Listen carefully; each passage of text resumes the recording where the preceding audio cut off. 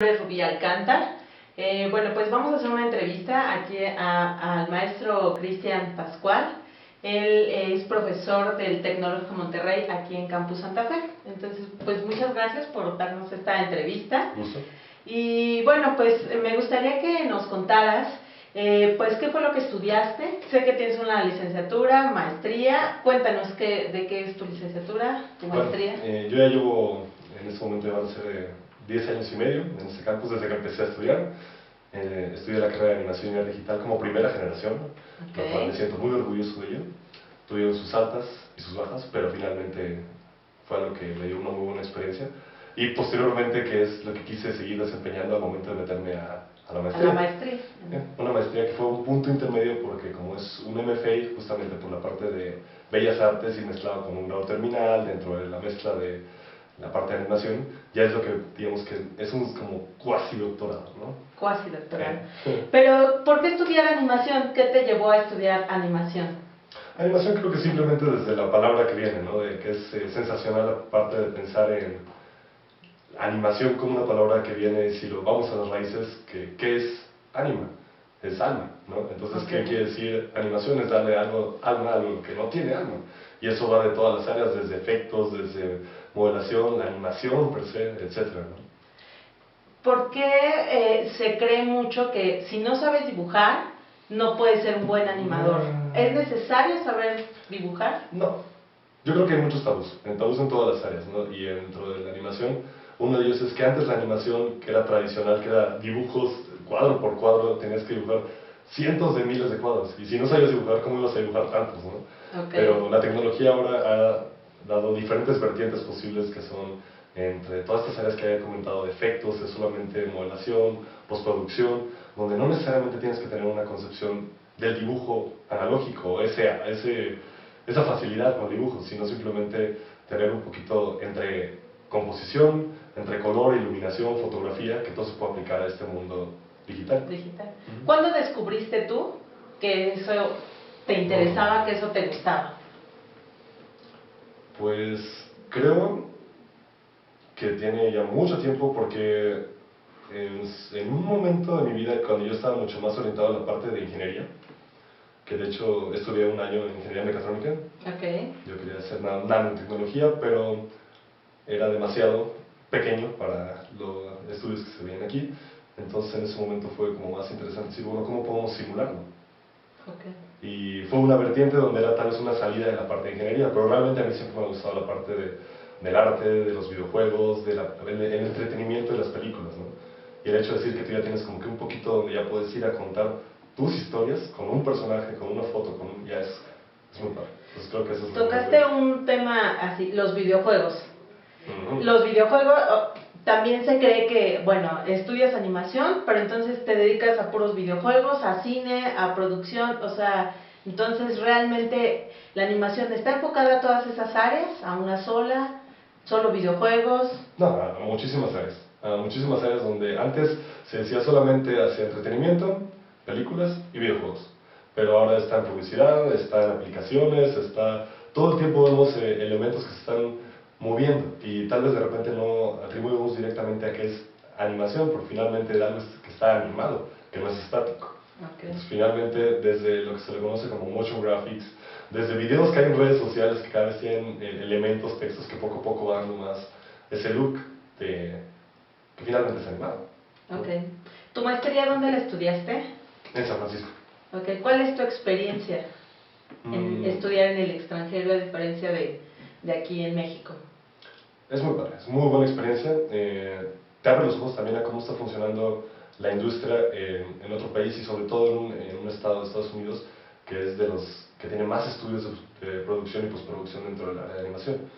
Y me es interesante porque al momento de estar tan solo 6 meses que se van como agua, regresas y tienes una noción de decir, bueno, ¿qué puedes aplicar tú para la parte académica y para ver cómo justamente esos estudios? Actualmente estás dando clases aquí en el campus. ¿Qué es lo que más te gusta de dar clases?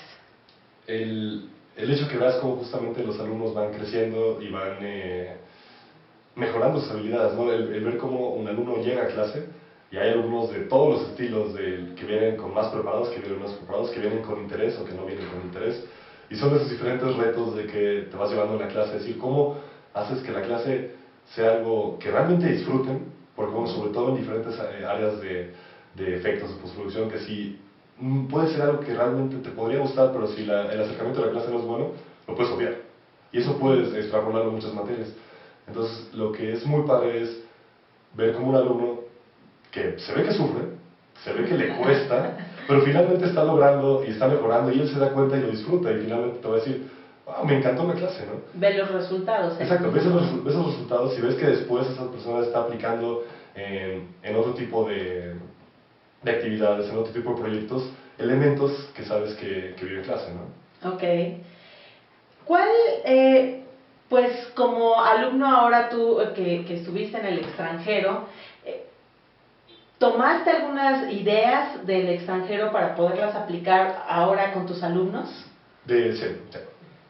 ¿Cómo cuáles? Tipos de actividades, en cuanto a tiempos, por ejemplo, algunos de apoyo y mentoreo, que ya es algo que me aplicaba antes, pero como que lo he ido como fortaleciendo, donde no solamente tú como profesor eres el tutor principal de la clase, sino que tienes como personas que pueden ir apoyando quienes aumentan un poco, quienes están mejor que el grupo, pueden ayudar a como a hacer que los demás que van un poquito más abajo vayan como que recapitulando y regresen esos comentarios para que no tengas que perder tanto tiempo. Finalmente esto también ayuda a quienes están avanzando para ver que sus conocimientos son buenos, porque siempre la mejor forma de probar algo es que cuando alguien te llega y te pregunta, pues no siempre vas a tener la respuesta, ¿no? Okay.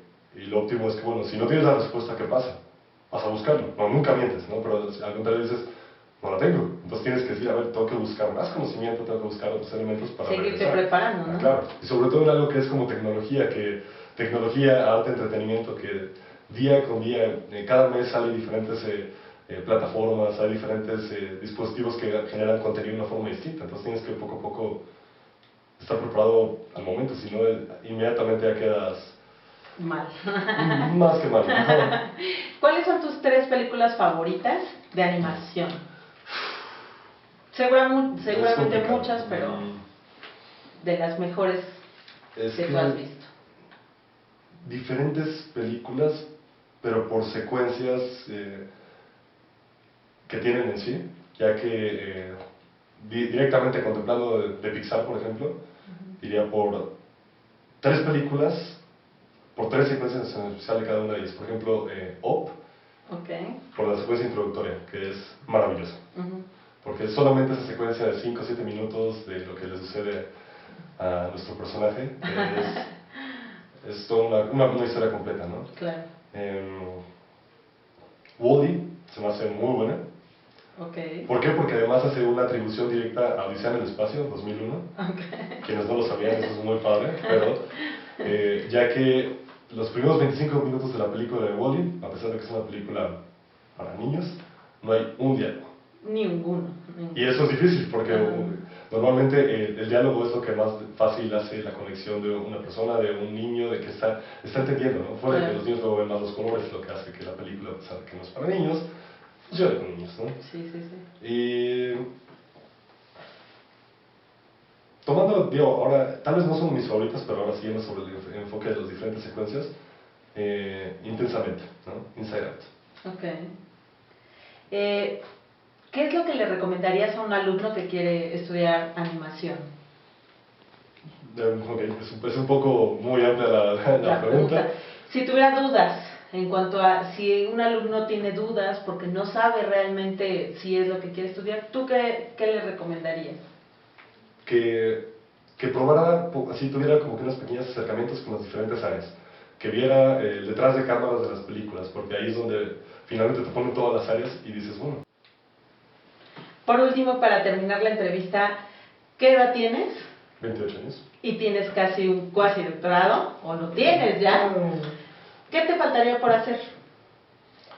Pues digo, ahora que estoy completamente en la parte académica, que me encanta dar las clases, lo que quiero seguir haciendo es meterme en la parte de producción, ver cómo, ya sea en tiempos libres, que luego es algo muy relativo, pero buscar como tales incluso enlazarlo con las clases para meterme en las áreas también de producción, estar directamente en producciones de cortometrajes o producciones de largometrajes que sean entre algo completamente animado o entre inserción de efectos visuales, ¿no? Ok, Esa sería mi idea. Pues muchas felicidades, muchas gracias por la entrevista y bueno, pues aquí terminamos.